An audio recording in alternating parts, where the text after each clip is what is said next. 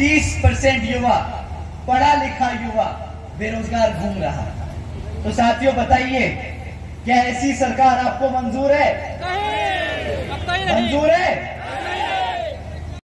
हमारे सभी गरीब भाई बहनों को खुद का घर देने का काम किया।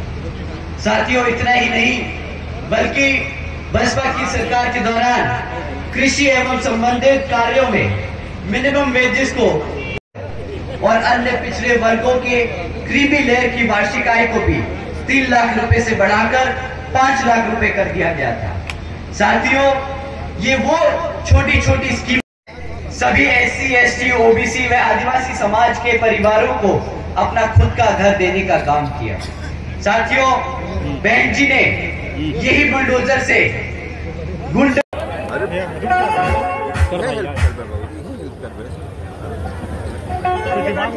अरे हमें आज के हमारे इस कार्यक्रम के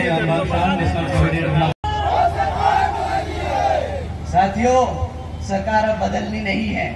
सरकार को, ऐसी सरकार को, ऐसी पार्टी को जड़ से निकाल कर, उखाड़ कर, सत्ता से नहीं भारत से बाहर निकालने का समय आ गया है।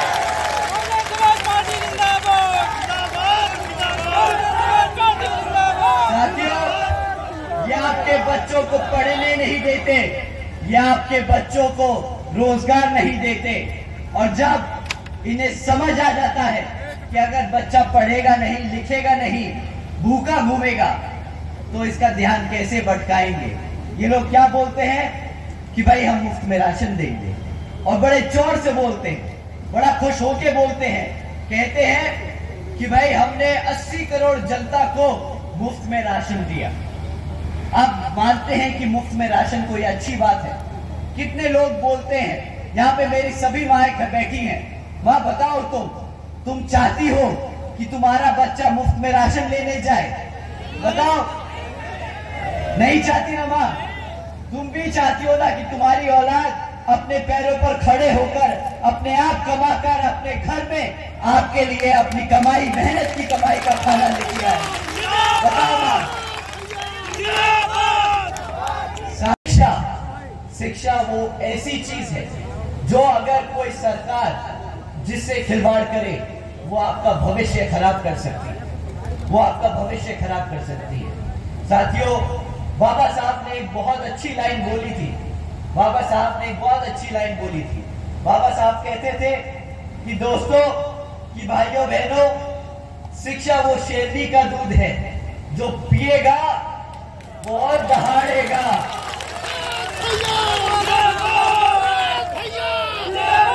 साथियों, ये लोग आपके बच्चों को शेर बनने से रोकते हैं। ये चाहते नहीं कि हमारा युवा जिस तरीके से दहाड़ सकता है वो दहाड़े, क्योंकि जब युवा दहाड़ता है तो बैठे बैठे जो गद्दी में बैठते हैं ना, उनकी भी हालत खराब होने लगती है। शिक्षा के मामले में साथियों, ये लोग आपके बच्चों को प्राइमरी स्कूल से कमजोर करते हैं, और अगर किसी तरह हमारे युवा बच्चे पढ़ लिख कर ग्रेजुएट बन जाएं, 12वीं पास कर लें, तो उनके लिए नौकरी के अवसर नहीं। आपको कितनी बारी सुनने को मिलता है कि बच्चे हजारों की संख्या में, लाखों की संख्या में सरकारी भर्ती के लिए एग्जाम के पेपर देते हैं, और वो पेपर कुछ दिनों बाद क्या हो जाता है? लीक हो जाता है। साथियों,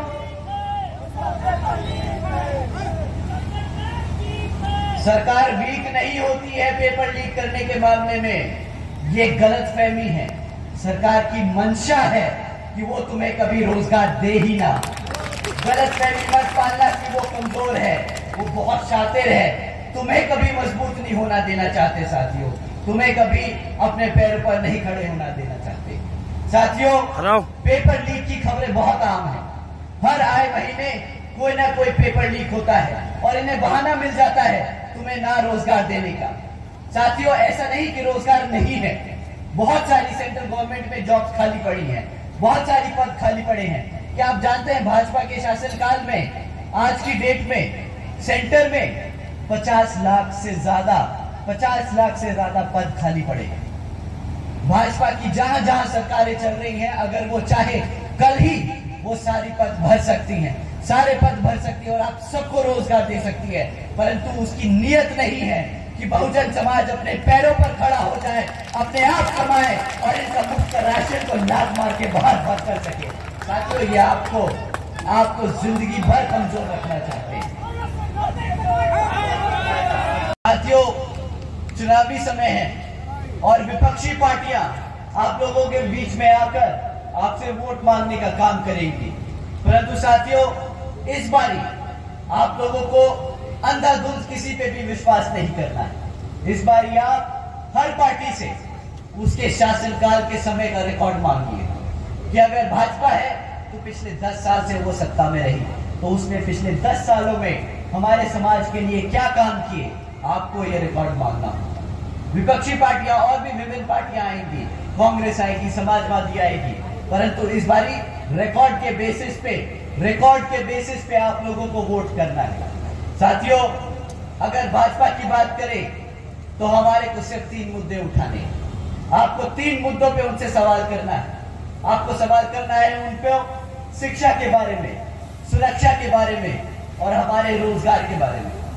साथियों, अगर शिक्षा पे आपको सवाल करना है तो आप लोगों के बीच में मैं तीन जरूरी बिंदु छोड़ के जा रहा हूं जिन पे आप उनसे सवाल कर सकते हैं। साथियों, क्या आप जानते हैं कि बीजेपी की सरकार पिछले 10 साल से सत्ता में है और सरकारी स्कूलों की हालत बद से बदतर होती जा रही है।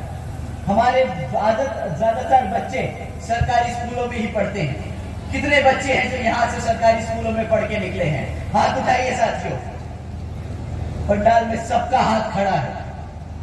साथियों, आप जानते हैं जब आप लोग पढ़ रहे थे तो बहन जी का शासनकाल था और उत्तर प्रदेश में सरकारी स्कूलों पर खास ध्यान दिया गया था। आप जानते हैं 1 लाख से अधिक पढ़ाई शिक्षकों की सरकारी भर्ती की गई थी ताकि हमारे बच्चों को सही मायने में अच्छी शिक्षा मिल सके।